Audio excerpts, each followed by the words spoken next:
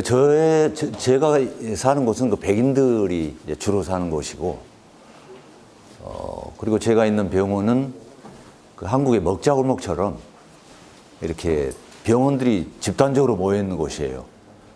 클리닉도 많이 모여 있고, 그 옆에 이제 병원, 입원을 할 수 있는 병원이 있고, 그 한 가운데 이제 제가 자리를 하게 됐습니다.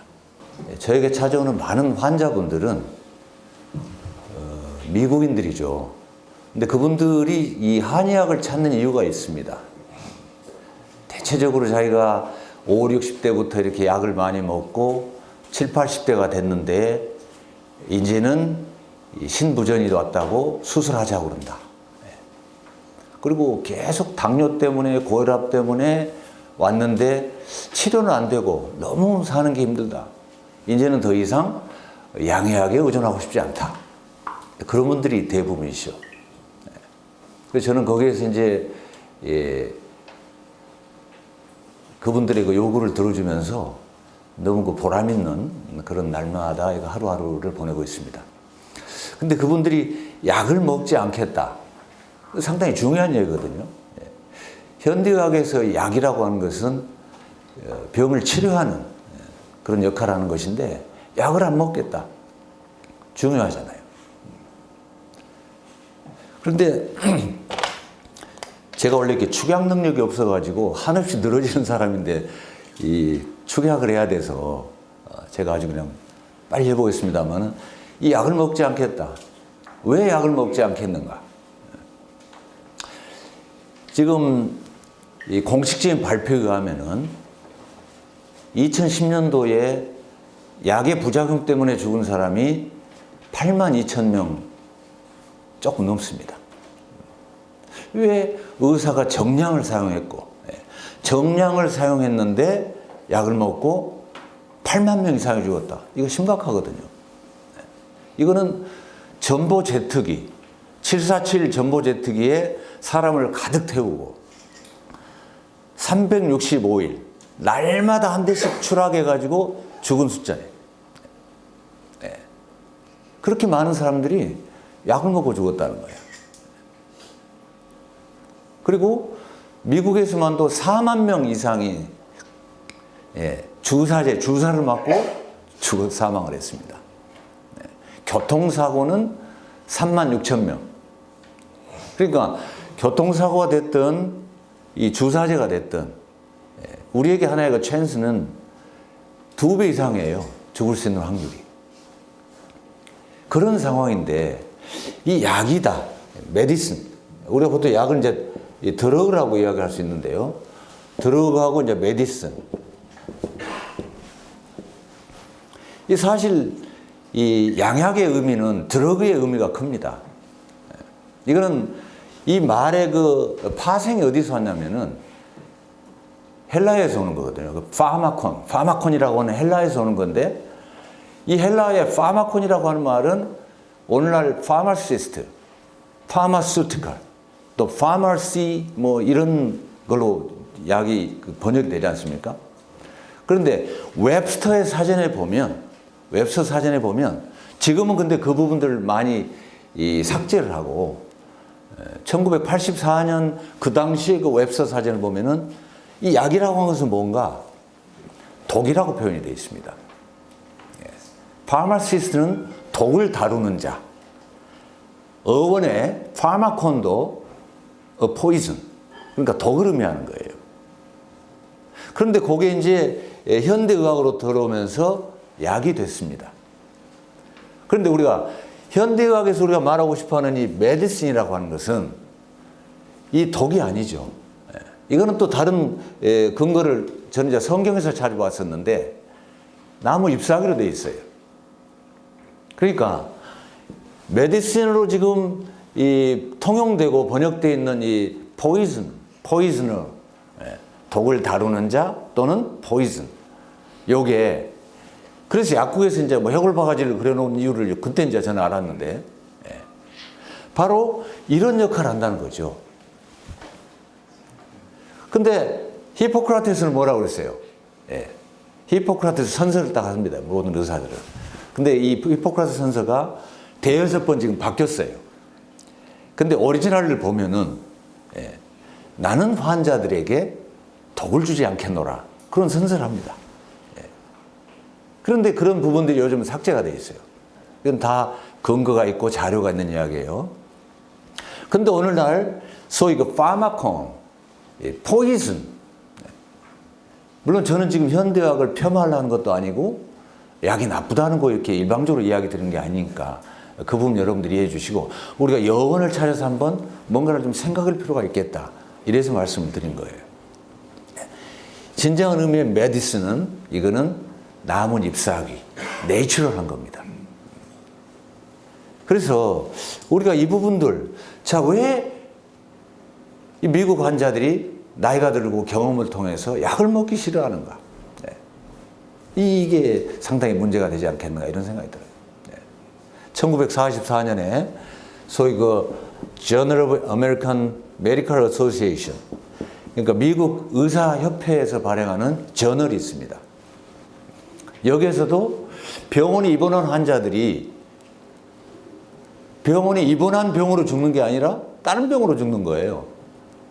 그래서 왜 그럴까?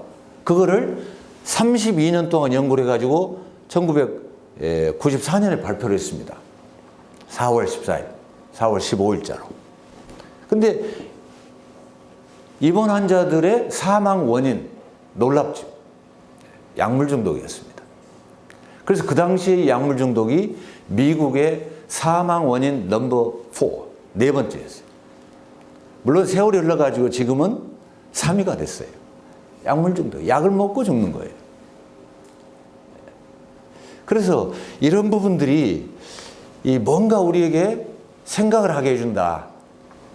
물론 자연 치료라고 또 이런 그 우리가 말하는 의미의 천연 치료제라고 해서 모든 병을 낫게 하는 건 물론 아니죠. 그러나 우리가 이런 것들을 생각하면서 현대 의학을 한번 다시 생각할 필요가 있지 않겠는가. 도대체 왜 그럴까? 이거는 첫 번째 국가적인 정책이 상당히 문제가 되고 있습니다. 미국의 의료시장은 앞으로 그것 때문에 혹시 나라가 망하지 않을까 이런 생각이 들 만큼 너무너무 골머리 아픈. 의료정책에서는 천연 약제를 인정을 안 합니다. 이거는 음식일 뿐이에요. 그 다음에 보조식품일 뿐입니다. 우리가 보완의학이라고 했을 때 또는 보조식품이라고 했을 때 뭔가를 도와주는 거잖아요. 보완의학은 의사들이 쓰고 싶어하는 단어예요. 양의학을 돕는 수단이라는 이야기죠. 그러니까 이거 상당히 정석적인 의미가 있고 어쩌면 때때로 좀 굴욕적인 그런 의미도 있어요. 왜? 모든 지금 현대 문명이 발달되면서 모든 것이 그 서양 의학, 서양 과학 위주로 이렇게 편성이 돼가고 있고 그 영향 가운데 우리가 살고 있기 때문에 그분들이 말하는 그 의학도 전통의학이 되어 있습니다. 그래서 그건 그 양의학을 미국에서는 conventional medicine, convention, 이 전통의학이라는 거예요. 나머지 뭐 5,000년 한 200여 년 된 의학이 컨벤션이라고 부르면서 5,000년 된 그런 역사를 가지고 있는 이 한의학이라든가 이런 거에 대해서는 보조 수단, complementary. 그래서 그 NCCAM이라고 그러죠. National Center for Complementary Alternative Medicine. 지금 이게 이제 현재 통용되고 있는 단어입니다. 그러니까 공식적으로 미 국가기관에서 인정하고 있는 것이 CAM, Complementary, 보완의학이라는 거예요. 그 다음에 이제 요 말을 빼고 싶어가지고 대체의학이니까, 대체하는 거니까. 이 말을 지금 빼고 싶어가지고 상당히 지금 논란이 많습니다. 그렇게 지금 미국이라고 하는 나라가 이 자연의학에 대해서 오히려 유럽에서는 상당히 지금 활발하게 되고 있는 것 같은데 미국은 대단히 그 점에 있어서는 어려움이 있어요. 그래서 이 음식도 일종의 그 보조 식품이고 우리가 먹는 모든 그 소위 먹고 싶어하는 그런 것들이 모두 약으로 분류되지 않고 음식으로 분류가 되어 있습니다. 그래서 국가에서는 이 천연약재를 억제하는 거예요. FDA에서 결코 용납을 안 하죠. 그 대신 특허를 줘야만이 제약회사가 특허를 통해서 독점을 해가지고 돈을 벌거든요. 이 현대 의료 시스템은 완전히 돈과 결부되어 있습니다. 예를 들어서 보세요. 요거는 버드나무 껍질이에요. 버드나무 껍질에는 살리신산이라고 하는 산이 거기서 추출이 되는 겁니다. 이 살리신산을 우리가 끓여 먹으면 고열, 통증에 굉장히 탁월하죠. 그런데 이거는 약으로 인정을 안 합니다. 한약도 역시 인정이 안 돼요. 한약은 그냥 nutritional supplement 그렇게 돼 있어요. herbal supplement, herb니까 herbal supplement. 근데 요거를 특허를 받기 위해서 살신산을 추출해 가지고 그 추출물을 가지고 약을 만드는 거예요. 그러니까 살리신 애시드 플러스 아세틸기를 거기다 집어넣어 가지고 변종을 만드는 겁니다. 그래 가지고 대박을 친 블록버스터 약이 아스피린이에요. 이런 식이에요. 그 다음에 어제 잠깐 호르몬 이야기도 나왔습니다만은 여성 호르몬의 그 에스트로겐하고 그 다음에 프로제스테론 두 가지가 있거든요. 이거 굉장히 중요한 부분인데 시간 관계상 못합니다만은 이것도 역시 특별히 에스트로겐 같은 거는 암컷 말의 오줌에서 에스트로겐을 추출해서 그거를 복제를 하는 거죠.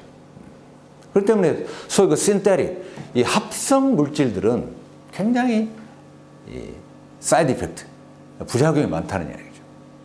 그럼에도 불구하고 자연약제는 인정이 안 되는 거예요. 그러니까 이 점에 있어서 상당히 안타까운 점이 많고, 우리가 이번에 메르스 때문에 곤욕을 치렀습니다만은 이 소위 그 천연 항생제를 개발했을 때 이거는 그런 어려운 거, 소위 인펙션 같은 거를 막을 수 있는 그런 길이 생길 텐데 그런 연구를 하지 않아요. 독점을 해야 되고 특허를 받아야 되고 독점을 해야 되고 그래야 돈을 벌기 때문에 이건 돈을 벌 수가 없거든요. 쌀에다가 특허를 붙일 수 있어요? 안 되죠.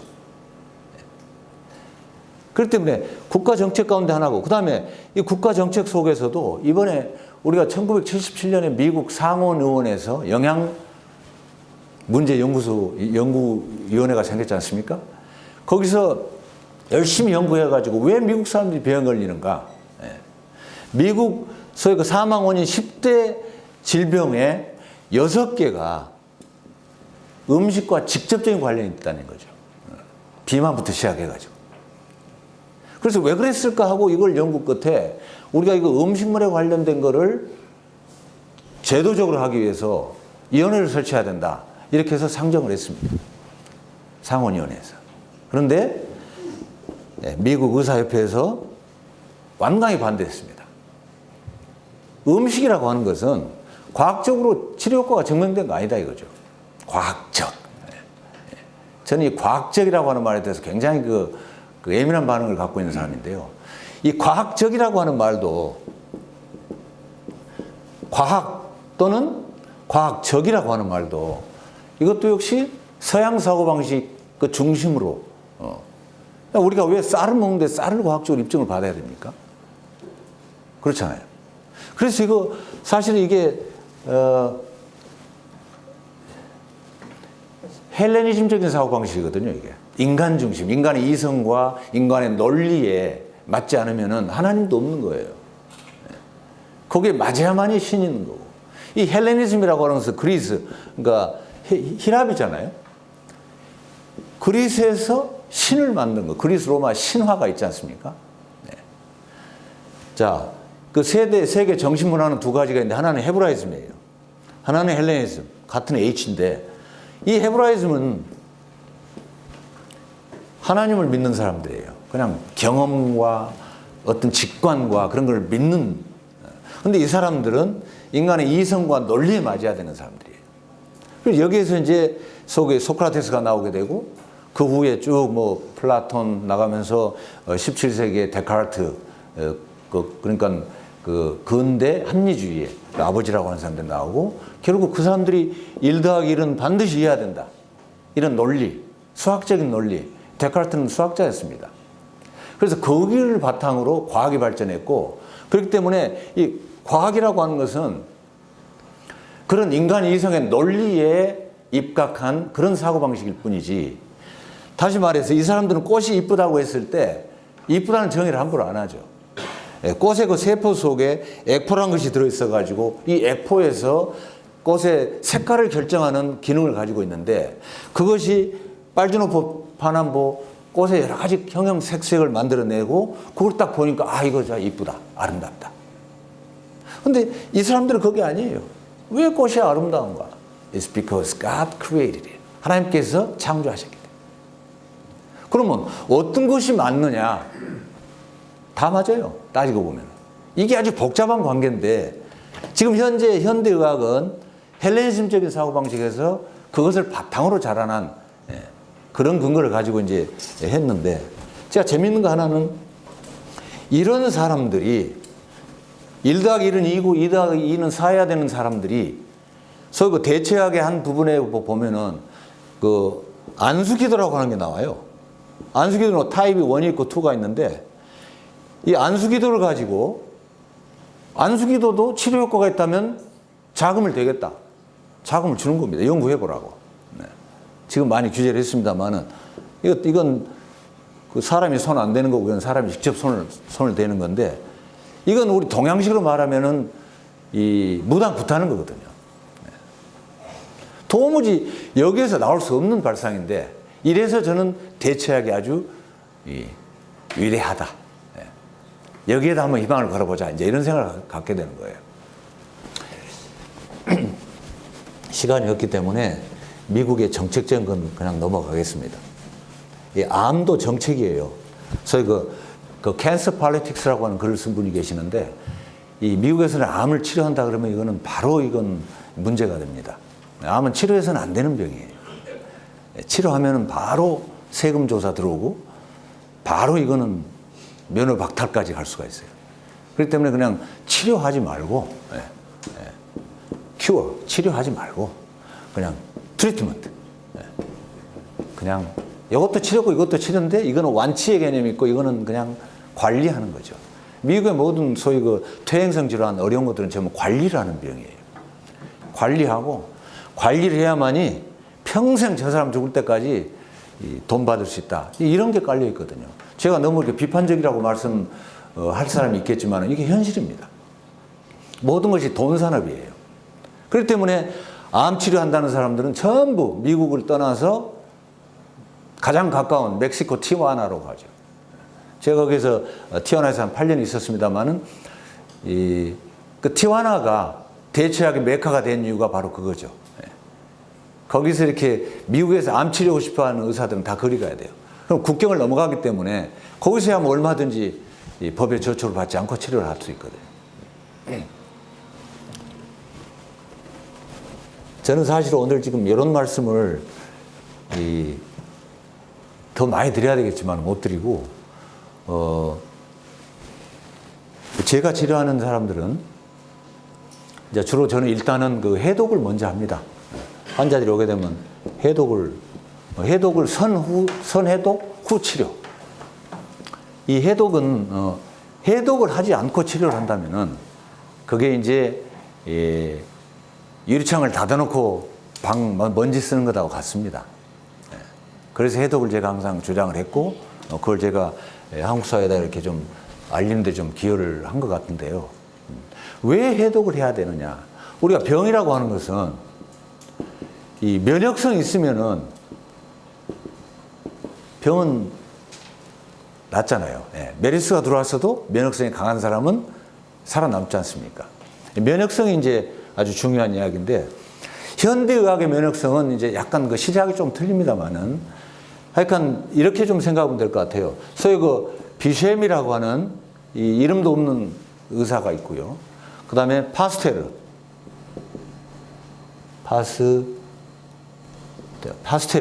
파스테르는 유명하지 않습니까? 파스테르는 너무나 유명해가지고 멸균 소독했다는 것을 영어로는 pasteurized, 멸균 소독했다. 멸균 소독이라고 하는 말에 이름이 들어갈 정도로 파스텔은 유명한 사람이잖아요. 이 파스텔의 주장은 그 당시에 뭐였냐면은 모기가 생겼다. 이 모기를 죽이자. 이 모기를 죽이는데 모기를 죽이면 안 물리니까 된다.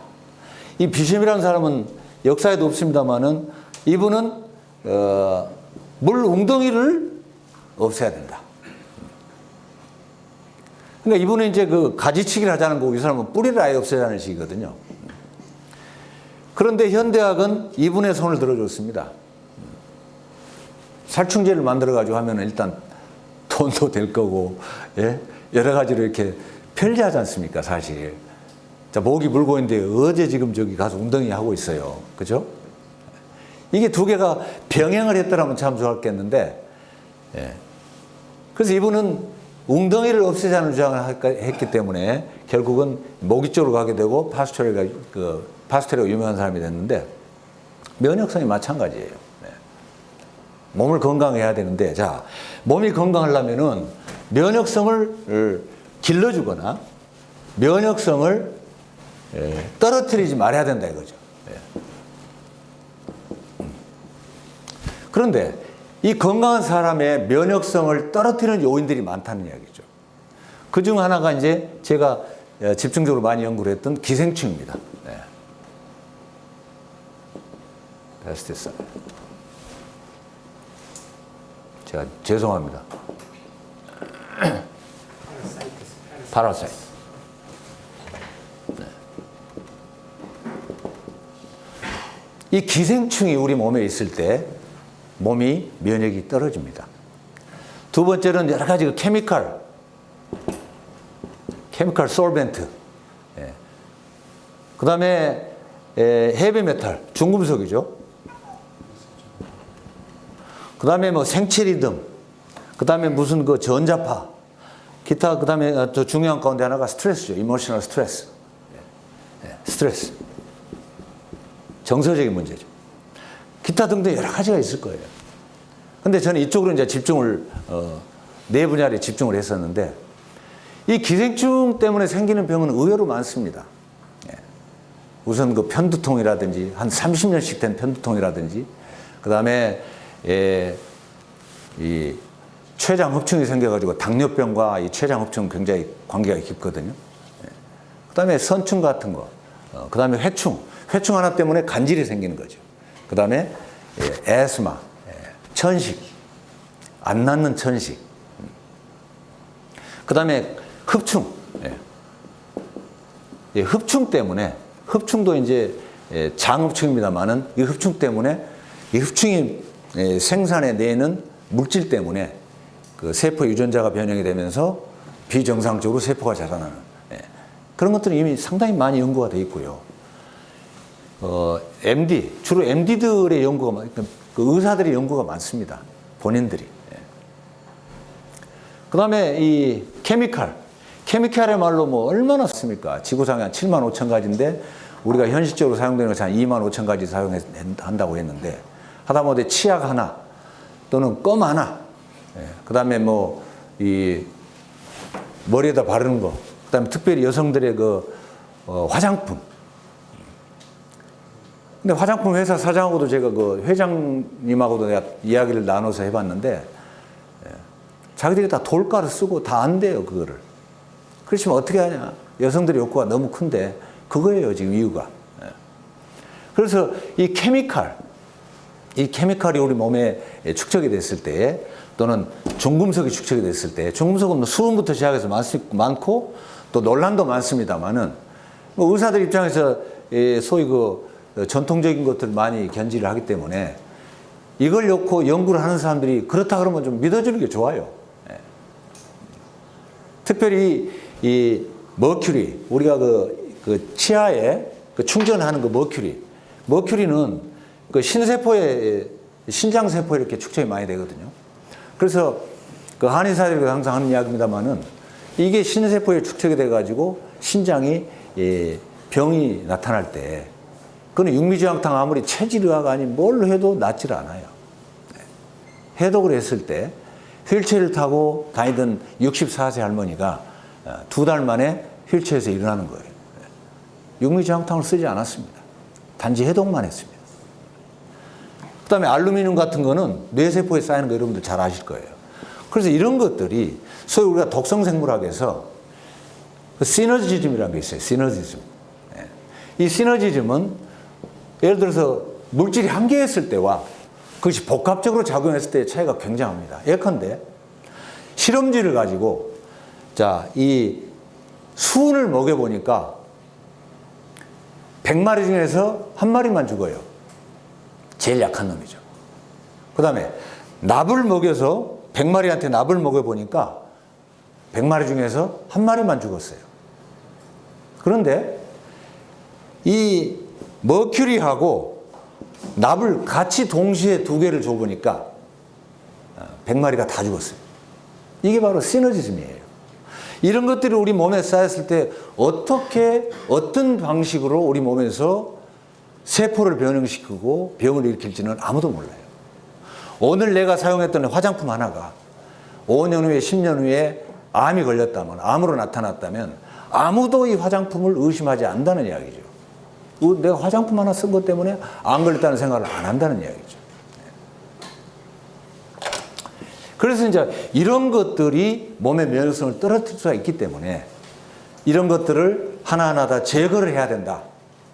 그렇게 하고 여러 가지 운동도 하고 또 한약도 먹고 또 필요한 또 이런 여러 가지 치료를 할 때 효과가 배가 되더라. 이유 없는 병, 아주 난치병 이런 것들이 있을 때는 반드시 기생충을 먼저 치료해 줄 필요가 있는데 그거는 이걸 임상해 본 사람들만 압니다. 제가 시간 있으면 이런 기생충 어떻게 죽일 건가 약초는 뭔가 좀 소개하고 싶지만은 좀 그런 시간이 좀 없어서 다음에 혹시 기회가 있다면.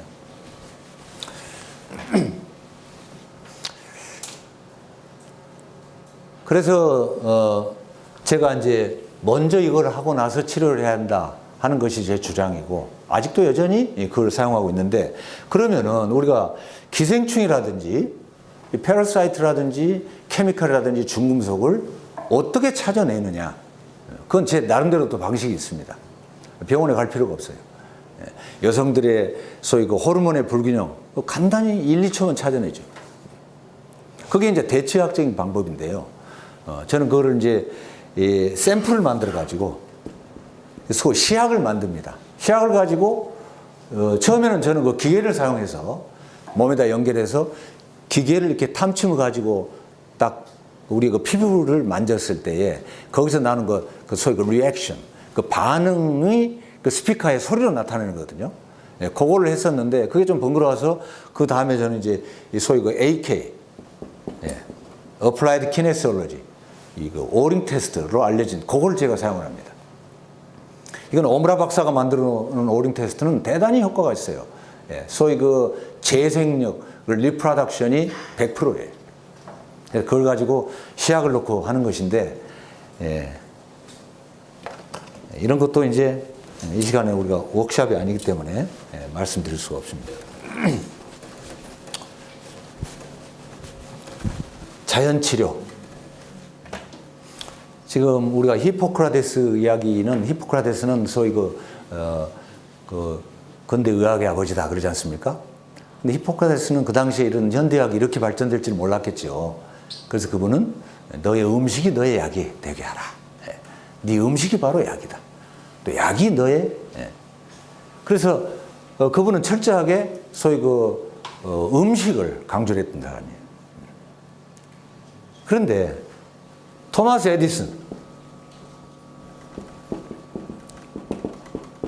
에디슨은 아주 놀라운 과학자죠. 1900년 초만 해도 1900년 초까지만 해도 전부 사람들 말 타고 다녔습니다. 다 우마차. 이분이 나타나는 바람에 순식간에 자동차가 생기고 시멘트가 개발이 되고 이 시멘트 발명가거든요. 그 다음에 타이어, 고무고 자동차 타이어. 이게 기가 막힌 사람이죠. 특허만 해도 1400가지 정도. 이분이 현대 과학의 선봉장이라 이렇게 이야기할 수가 있어요. 이분이 뭐라고 그랬냐면은 미래의 의사는, 제가 오늘 말씀드리고 싶은데 뭐예요? 미래의 의사. 미래의 의사는 약을 주지 않을 것이다. 이분이 어떻게 내답한지 모르겠어요. 히포크라테스는 뭐 BC 한 460년, 소크라테스 그 당시에 비슷한 분이니까 그렇다 치고, 이분이 미래의 의사는 약을 주지 않을 것이다. 다만